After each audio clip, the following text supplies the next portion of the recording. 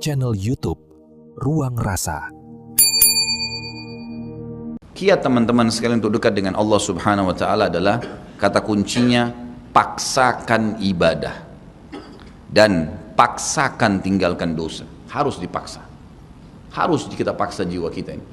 Cambuk jiwa itu, cambuk dengan ilmu dan keimanan. Mulai sekarang saya mau on time sholat di masjid, tidak mau ketinggalan apapun konsekuensinya, paksain. Sesuatu kalau sudah dipaksakan dan menjadi sebuah kebiasaan akan enak dikerjakan otomatis. Tapi kalau kita kendor, sesekali saja dikerjakan, maka akan luluh seperti biasa umumnya.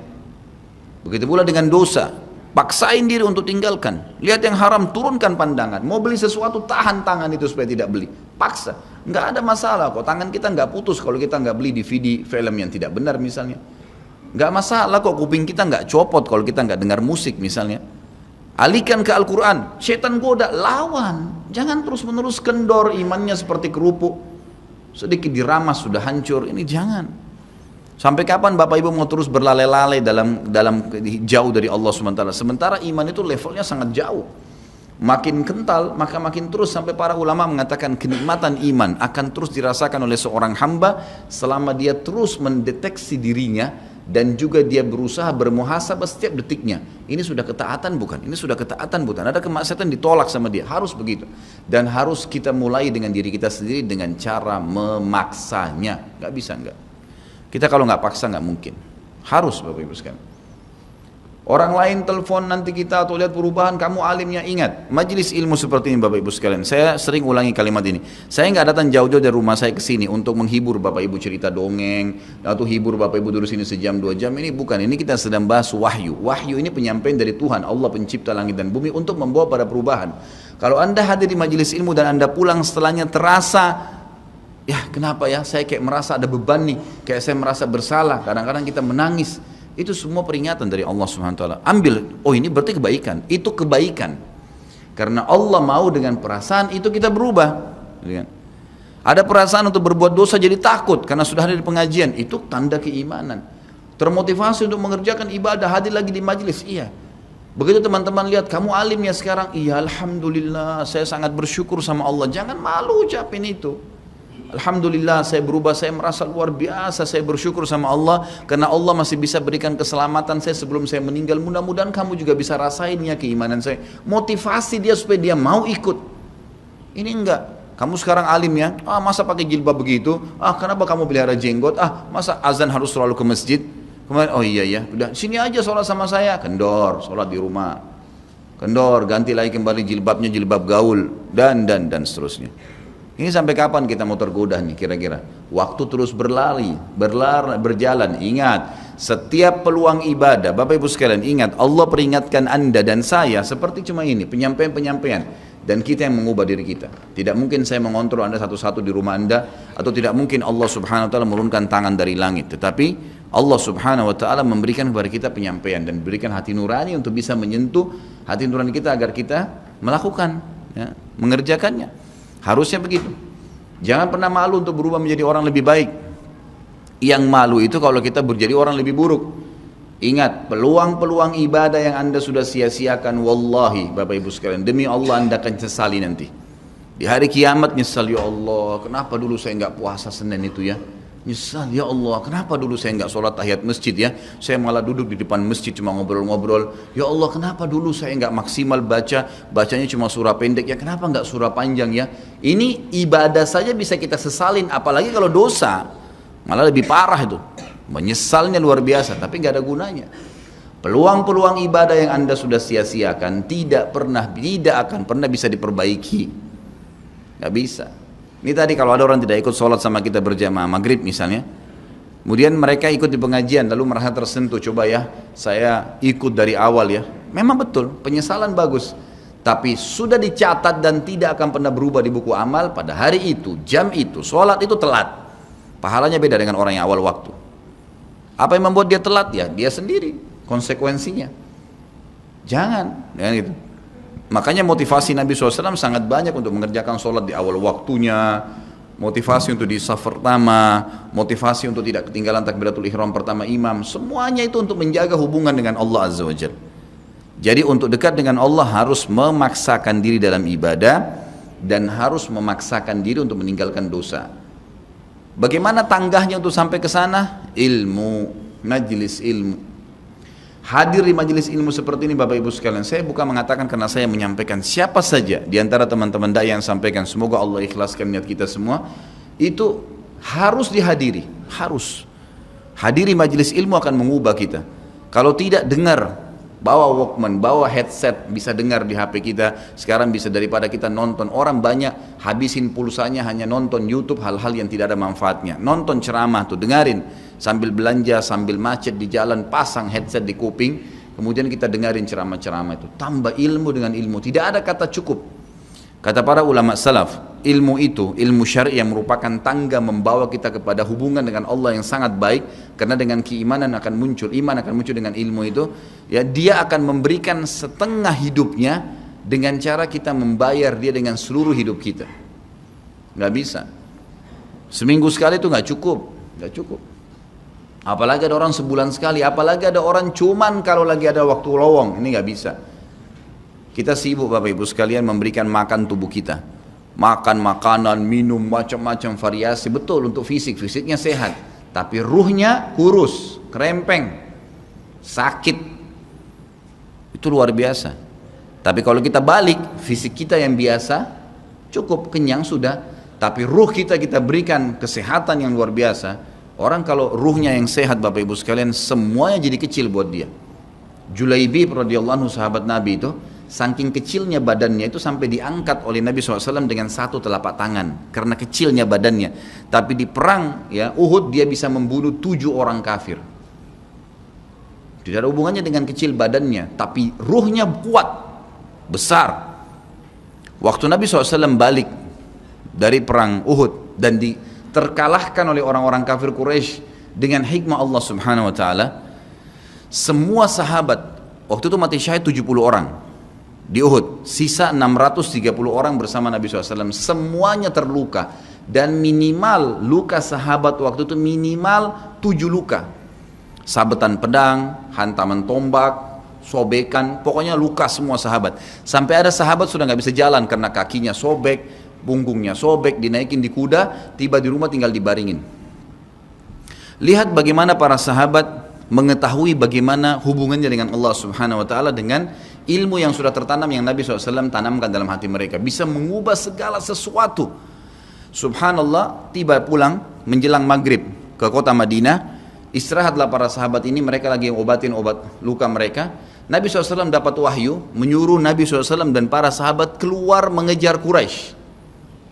Quraisy ini jumlahnya waktu itu ya 1.000 orang, maaf 3.000 orang pasukan Quraisy, yang terbunuh cuma sekian belas saja mereka. Dan mereka sudah merasa bangga dan pulang ke kota Madinah, pulang meninggalkan Madinah, karena Uhud itu dekat Madinah. Kemudian mereka bangga dengan itu.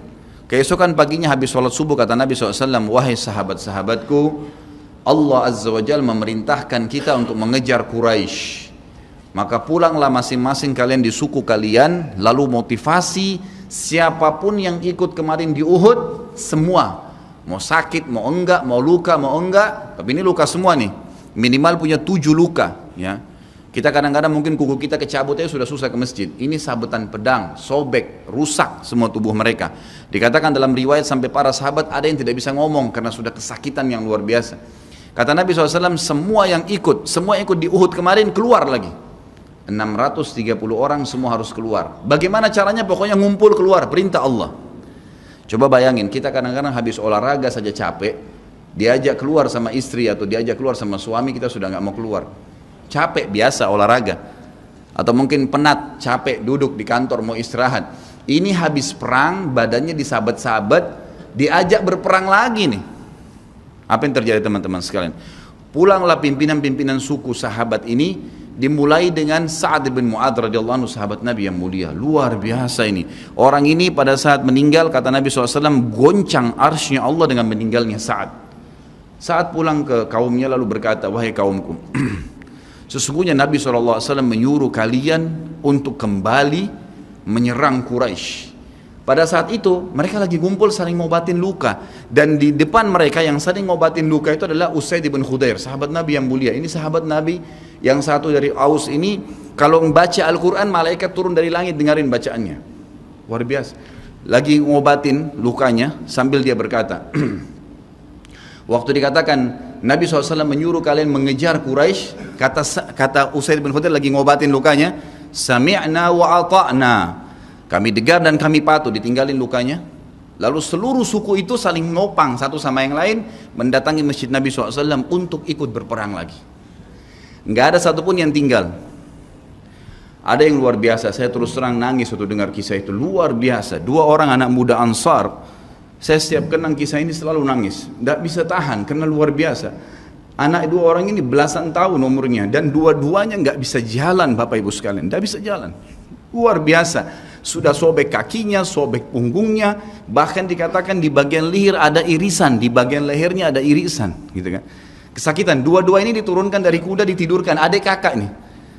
Tapi saya tidak ingat, namanya tidak disebutkan dalam kisah, tapi ini kisah luar biasa. Dan kemarin kebetulan Imam Masjid Haram atau saya lagi umrah nyebutin kisah itu juga. Hampir satu masjid orang menangis mendengarkan kisahnya.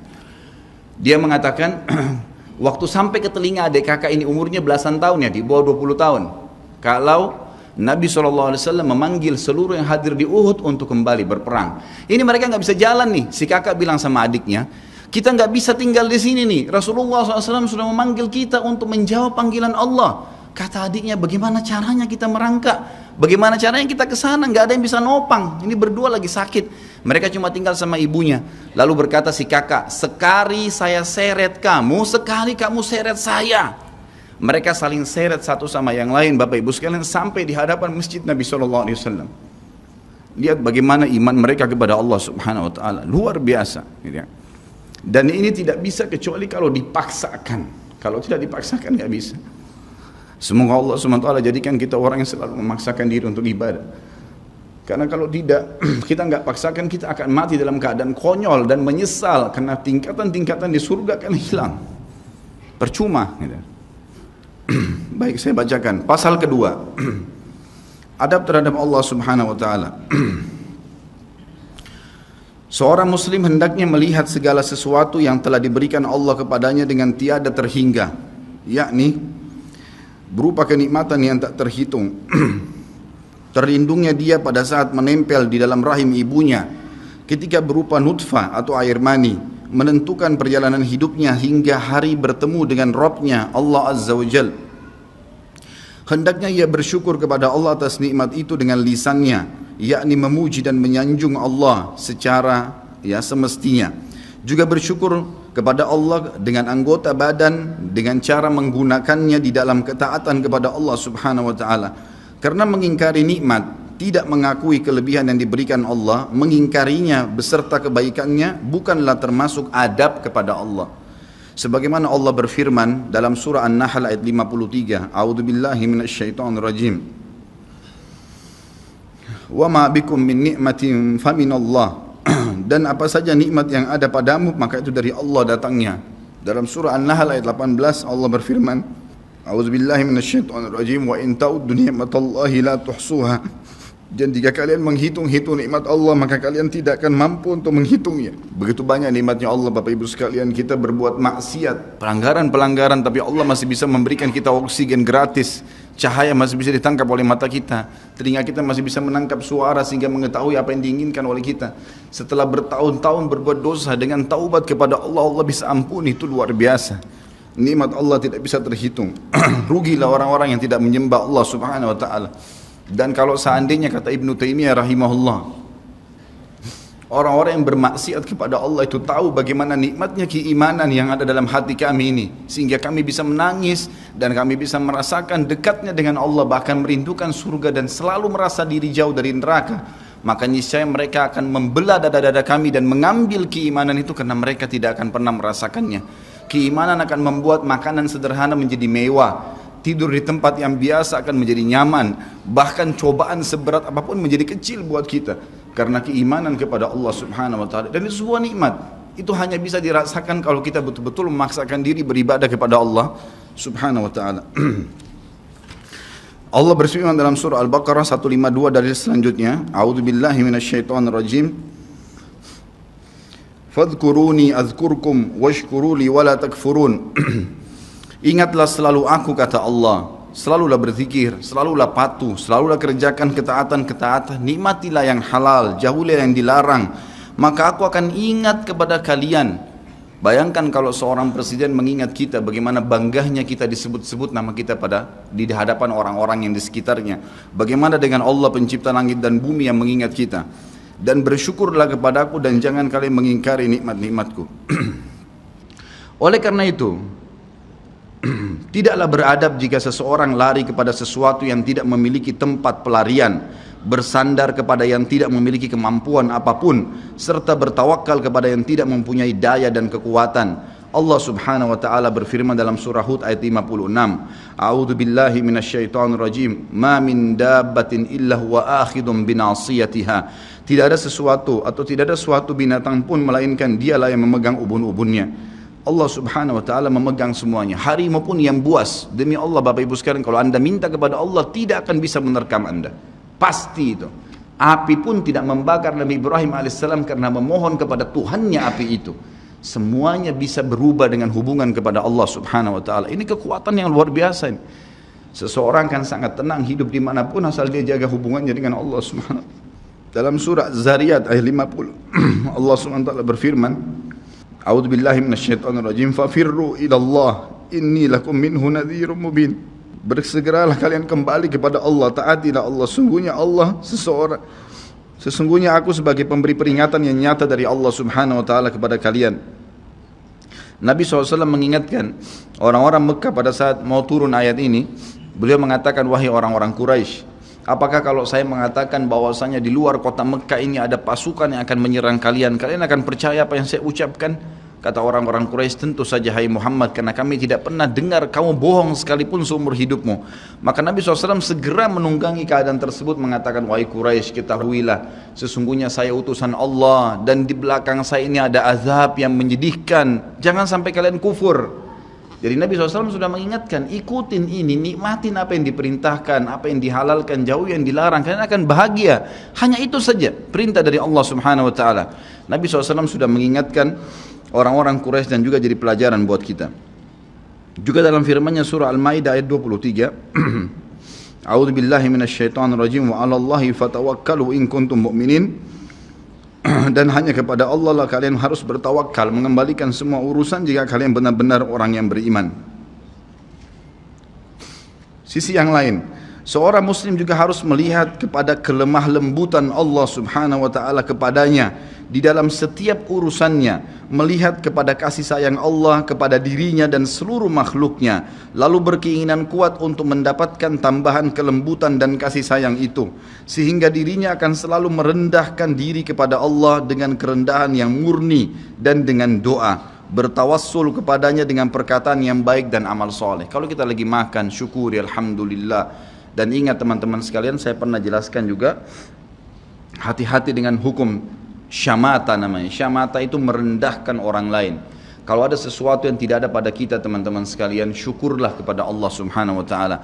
Jangan pernah sampai menghina orang lain, karena Allah meninggikan derajat kita justru dengan kita bersyukur. Kata Nabi SAW, kalau kalian lihat aib pada diri seseorang, ucapkanlah alhamdulillahilladzi afani mimma btala bihi wa faddalani ala katsirin mimma khalaqa tafdila. Segala puji bagi Allah yang telah menyelamatkan saya dari apa yang dicobakan kepada orang ini dan mendahulukan saya dengan kelebihan yang banyak dari makhluk-makhluk yang lain. Kita harus seperti itu, jangan syamata. Kata Umar radhiyallahu anhu, apa itu syamata seperti ini? Umar bin Khattab berkata, aku khawatir kalau ada seorang wanita hamil lewat di depanku karena perutnya besar, lalu aku berkata dalam diriku, kenapa ya perutnya seperti itu? Maka Allah menghukumku dengan membuatku hamil. Sampai begitu mereka mengatakan, dan berhati-hati sekali dengan kelemah lembutan Allah Subhanahu wa taala. Allah lah yang telah membuat binatang yang ada binatang yang indah bulunya, yang bagus tampangnya, dan ada Allah juga ciptakan buruk di mata manusia untuk menunjukkan keajaiban dan kemahakuasaannya Allah. Ada ikan yang indah untuk dilihat, ada ikan yang seperti batu buruk. kita cuma mengatakan subhanallah yang telah menciptakan yang baik dan buruk, subhanallah yang telah menciptakan yang sehat dan sakit, subhanallah yang telah menciptakan yang putih dan hitam, subhanallah dan subhanallah. Bukan justru kita menghina teman-teman sekalian. Kalau ada sesuatu yang menimpa orang lain yang tidak ada pada kita, syukurilah nikmat Allah subhanahu wa ta'ala, dan jangan sampai kita merendahkan orang lain. Ini semua merupakan adab, kata beliau, terhadap Allah yang menguasainya. Maka bukanlah orang yang beradab orang yang berputus asa dari mencari tambahan rahmatnya yang luas, meliputi segala sesuatu, berputus asa dari kebaikan Allah yang tak terhingga, yang mencakup seluruh alam semesta ini, serta kelembutannya yang tercurah untuk segenap makhluk. Allah subhanahu wa ta'ala berfirman di dalam A'raf 156, A'udzu billahi minasyaitonir rajim, wa rahmati wasi'at kulla syai', dan rahmatku meliputi segala sesuatu. Kata ulama tafsir, hewan pun kalau yang buas kemudian dia menerkam mangsanya lalu dia meminta maaf kepada Allah, maka rahmatnya Allah akan meliputinya. Seseorang membunuh orang lain pun, sebagaimana masuk dalam sebuah hadis, Allah tertawa melihat dua orang yang saling membunuh, kemudian dua-duanya masuk surga. Lalu para sahabat bertanya, ya Rasulullah, bagaimana ceritanya dua orang itu? Kata Nabi SAW, yang satunya mukmin, yang satu kafir. Lalu kemudian si kafir membunuh si mukmin di kancah peperangan, mati syahidlah si mukmin tadi. Berjalan waktu, si kafir mendapatkan hidayah, akhirnya juga masuk Islam, dan dia berperang lalu dibunuh oleh orang kafir yang lain. Orang mukmin yang pertama terbunuh dengan orang kafir yang akhirnya masuk Islam juga terbunuh di kancah peperangan, dua-duanya masuk surga, dan Allah menyambutnya dengan rahmatnya. Allah tersenyum dan tertawa dengan dua orang ini. Jadi dengan kemahalembutannya Allah subhanahu wa ta'ala.